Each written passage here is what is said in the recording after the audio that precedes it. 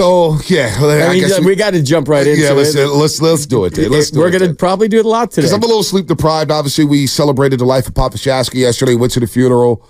Very emotional. I thought Shasky, the butcher, you guys would all be proud of him. He gave a hell of a eulogy. His eulogy was phenomenal yesterday, speaking about his father.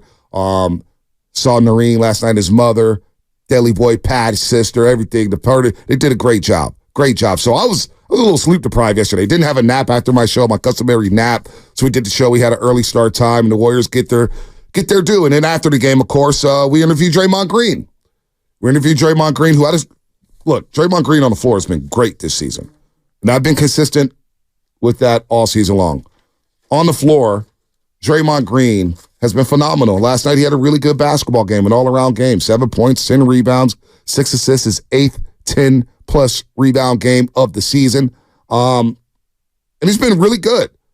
The thing that we haven't liked on the show, and I think as a fan base, a lot of fans, is the suspensions. And, when he's on the floor, the Warriors are obviously a better team. When he's not on the floor, they're missing a couple things here. But Draymond Green joined the post-game show yesterday, and we all got thrown for a little curveball. We all got thrown for a little loop. So, Loveman, do you have the sound of what happened last night when we introduced Draymond Green on the postgame show? Give me a thumbs up. You got it. Go ahead and play it. Draymond Green, welcome to Toyota Warriors Postgame Live. Bully Fezzi, Bonta here. And first of all, let's talk about MSG. Bonta, what is it like? I'm shocked you're talking to me. The way you was talking about me when I got suspended, I am very shocked you're talking to me. Really? Really?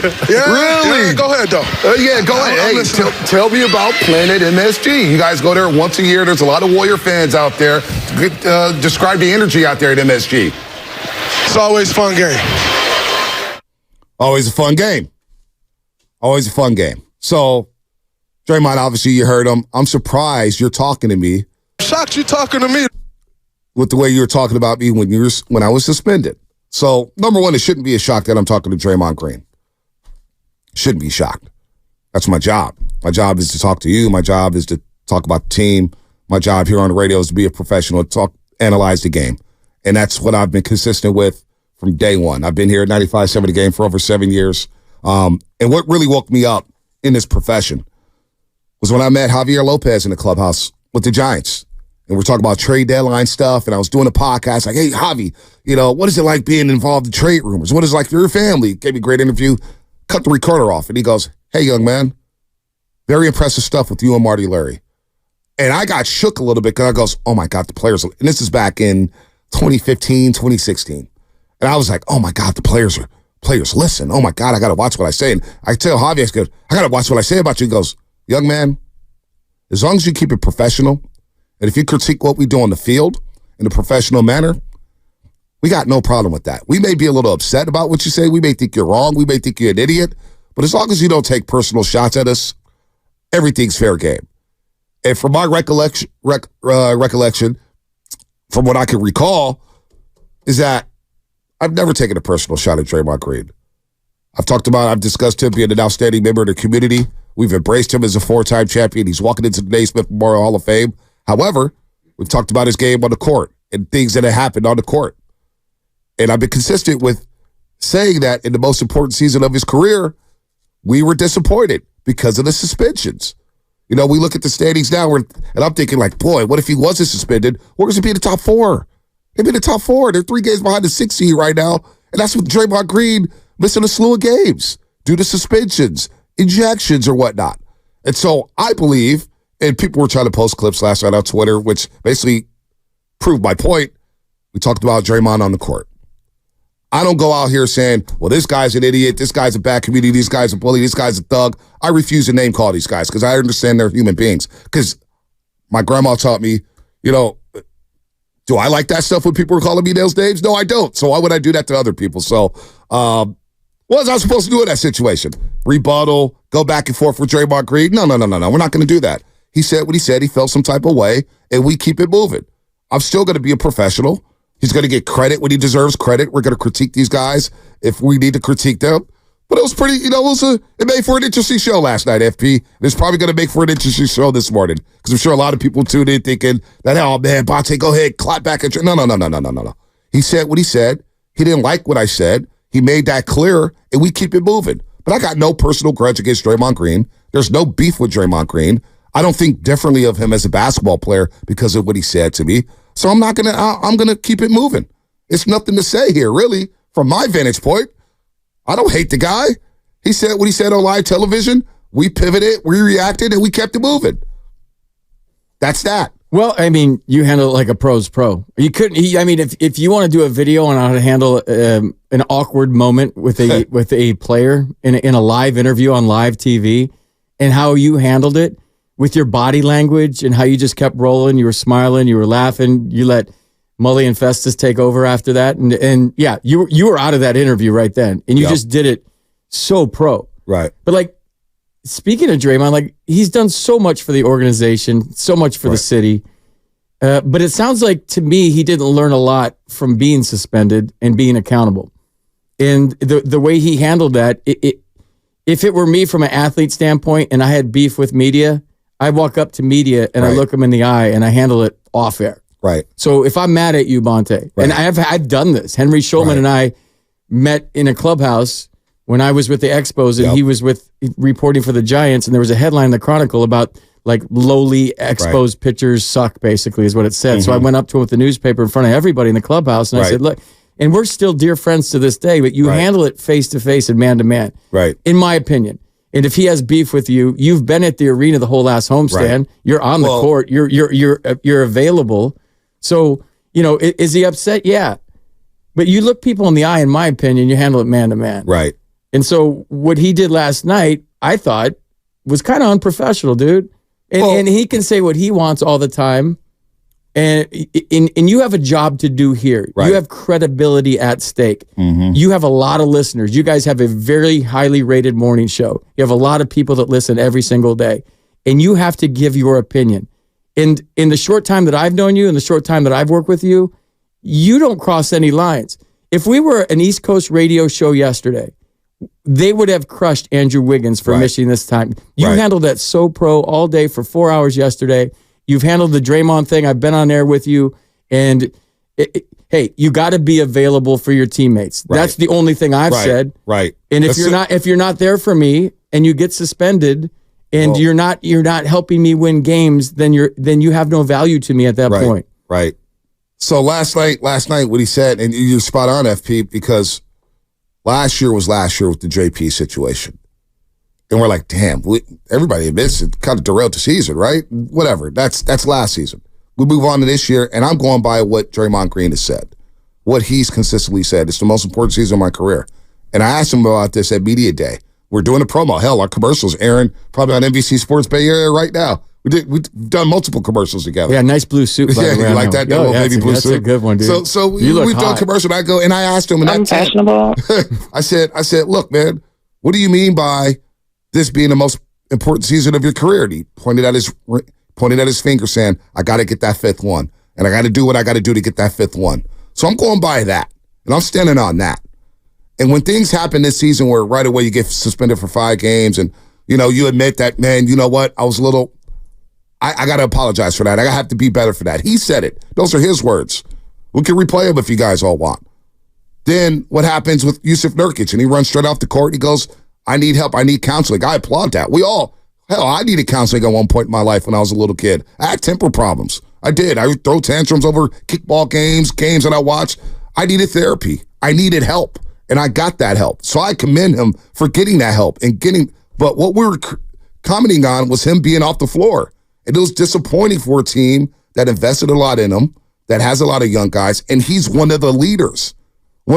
So on the floor, not being available, that lets your team down. That's all it is, and I've been consistent with that. But in terms of taking shots at him personally, I don't do that. I don't do that. Yeah. That's never happened. I don't talk recklessly about people personally. I may critique their basketball game, saying, "Oh man, he needs to shoot better. He shouldn't have taken that shot. Shanahan's decision making, yada yada." But it's never personal. This is sports. I love this stuff, and I'm going to be around for a long time talking about this stuff, whether it's on there or in their barbershop, at a kitchen table. Does not matter. And so it doesn't faze me whatsoever. What happened last night is one for the books. There's something that they don't teach you in broadcast journalism on how to react to something like that. It's like, on the spot, player claps back at you. What do? Do you stutter? Do you pass it on? Do you go back and forth? No. You just keep it moving, get the question out. And if he doesn't want to answer the question with a long-winded answer, that's fine. We keep it moving. It is what it is. But I did talk to a Warriors official last night, and they told me straight up, dude, don't lose any sleep. Why are you even worried about this? Like, dude, you're good. It's like, they laughed. It was like, do you want Ron Evans in ninth? Or, you know what I'm saying? Like, they didn't even blink one eye because they told me if it was serious, they would have heard about it. And I asked this, too. I asked it last night. I'll tell the audience here on 95.7 The Game. Everybody out there listening on YouTube, Twitch, the Odyssey app, in your car radio. I said, do I need to talk to Draymond one-on-one to clear the air or whatnot? That's not necessary. It's not necessary at all because I would hope that awkward moment doesn't happen again because it just guilts clips and people start making things up and they start calling you out of your name. That's the worst part about it. Like, I don't need Guru and Mark Willard and our program director, Matt Nahigan, defending me on Twitter saying he's a pro's pro. I don't want to put them in that situation. I don't want to put Mully and Fezzi in a situation to where they got to tiptoe around some things. Let's just keep it pro, keep it moving. But he felt like he felt, and it is what it is. He has an opinion. I respect it. I have an opinion. I hope they respect it. But I got a job to do, which is critique the basketball team and critique the Golden State Warriors. Dude, if you came on this air for 4 hours every day after he got suspended and said, I'm okay with it, like, that's Draymond being Draymond, you lose credibility, dude, and you're not going to have a job. Like, you have a job to do here, and it's about being honest and about having an opinion. You got to talk for 4 hours every single day. And if you have an opinion on something, you have to give it. The one thing I will defend you on, and I've been in your shoes before, is when you work for a team. Right. There's a certain way you have to go about it, and it's a tightrope you got to walk every single day because you know the players are listening. You know the players' wives are listening. You know the owners are listening, and you're talking about that team. So the reason broadcasters are homers, air quote homers, is because that's how you keep your job. Like, that's how you get a 10-year deal and you stay. Like, Fitz is a homer, dude. He's great at what he does. I love him. I got accused in D.C. of being a homer. Like, you have to, you look these guys in the eye. You see them all the time. Fitz gets on the plane with them all the time. You got to walk down the aisle. You got to walk between them. And so there's a way you go about it that's kind of a tightrope that you walk every single day. Right. You can't just be so opinionated. Fitz wouldn't be the broadcaster for the Warriors for however long he's been if he's just like, what is he doing right there? This guy sucks. He should be on the bench. And that's what a lot of fans want to hear at times because they're frustrated at home. They're throwing the remote control of the TV, and they want to hear that. But you do such a great job of walking that line and being professional. It's a tough line to walk. It is, dude. I've been in your shoes. Tough line to walk. And, I do the same thing with the Giants. Like, I got to walk out. I got to get on the plane. I'm in the dugout. I'm in the clubhouse. I'm looking those guys in the eye every day. It doesn't mean that I can't be honest and open if there's something that I see. And if a guy gets suspended repeatedly and something happened the year before that kind of derailed the season, and now all of a sudden you're seeing that. And I said some strong things on the air too, and I stand by them till the day I die. If I'm in the locker room and you're not there for me, and you have an agenda and you're getting suspended, and it's costing us games and we're better with you, then that's something that I would have trouble with if I was in that locker room. So and I gotta answer questions for you now. You're not even there. And the media is coming up to me, and now I gotta answer questions for you. Right now, the Warriors have to answer questions about Andrew Wiggins. So that's not fair to me as a player. If you do something, you're not there, and I got to answer questions, and then you're not there to help me win games. I have a problem with that as a player. And I'll say that all day on the show. I'll say it all day about a Giants player. I'll say it about anybody. Like, you got to be there for me, dude. We're in this together. And if you're not, then I got a problem with that. Well, I'm not going to lie. I woke up at about 3 o'clock because my mind was racing. Like, I was on a high, right? You're in the middle of a viral S-storm right now. Well, it was just, you hear from people you ain't heard from in a long time. It was like, okay, congratulate me on an engagement. Now you want to talk about some fake beef that's not even real. But a lot of people are like, man, you need to apologize. And I would ask, what do I need to apologize for? Is there anything I've said that's out of bounds? Do you want me to just kiss these guys' ass and throw orange slices and Capri Suns at these people? Like, what am I apologizing about? By the way, I got to the house and my daughter was on the 9. She was jumping around. She didn't go to bed till 10:30, and she couldn't leave me. So we were just playing around singing, Daddy finger, where are you? Here I am, here. So my mind was off of it, and as soon as she went to sleep, I was like, oh boy, all right, let me see what's going on here. And I heard so many people talk to so many people. It's a wild night, man. It was a wild night. You know what? Let's get Jimmy G in San Jose. He called before the show even started. Jimmy G in San Jose. It's not Garoppolo, so I'm sure Garoppolo doesn't like me either. But, Jimmy, what's happening? You're on the roast. Hey, what's up, guys? First, I wanted to say my condolences to Shasky and his family and to the 95-7 family for your guys as well. Right. Thank you. He had a great funeral yesterday. It was a great celebration. Yeah. So I remember hearing all the stories about you guys going golfing and whatnot, and it's just kind of like, But, me and my wife were watching the game, Bonta, and it was like, what just happened? And my wife said, that my wife told me, she's, we from the east side of San Jose. She's like, that's a punk move on Draymond. I was like, I got to roll with Bonta on that one. So I just wanted to call you guys, or you, Bonta, and tell you, you handled it like a straight up G, bro. You handled it 100%, kept it pushing, and you didn't even bat an eye. And I got to say, to Zesty and Molly over there laughing and giggling, man, not making the situation any easier for you, bro. What are you supposed to do, man? No, they're fine, man. They're pros too, man. And look, man, I appreciate the call, Jimmy. Look, Draymond had an opinion. He has something to get off his chest. I respect that. If we can sit here and have opinions about them, then you know what? It's fair game for them to have opinions about us and confront us when it's time to do that. I have no problem with Draymond Green did. I'm gonna reiterate that. I have no problem with what he did. He felt some type of way about what I've been saying about him being suspended. It is what it is. But I'm going to stand on what I was saying when he was suspended. I'm not going to change my thoughts. I don't know how to do that. I don't know how to be phony. I don't know how to kiss that. Like, he got suspended, and it hurt the basketball team. Is that a problem? If you're, and now there's context into it, it's like, this is why we feel so strongly about this. You said it was the most important season of your career. You let the team down. You're not here. All the rotations, this and that, all that stuff. We gave you your grace. We said we hope you get help. When you come back ready to ball, let's ball. Because I've been consistent with this year and last year. On the floor, Draymond Green's played excellent. How many times I bring up the stat when Draymond Green hits 2 threes in a game? They're 132-20. I do it on the post-game show, do it on the pre, do it on this show. So it is what it is. But I have no problem with Draymond Green coming at me. I don't have any problem with everything I said about Draymond Green because I know I didn't take any personal shots. And so it is what it is. I'm not fazed. I'll be back on the post-game show tonight getting ready for Toronto. We'll see if the Warriors can win their 8th straight road game. I'll be back on Sunday when they take on the Boston Celtics.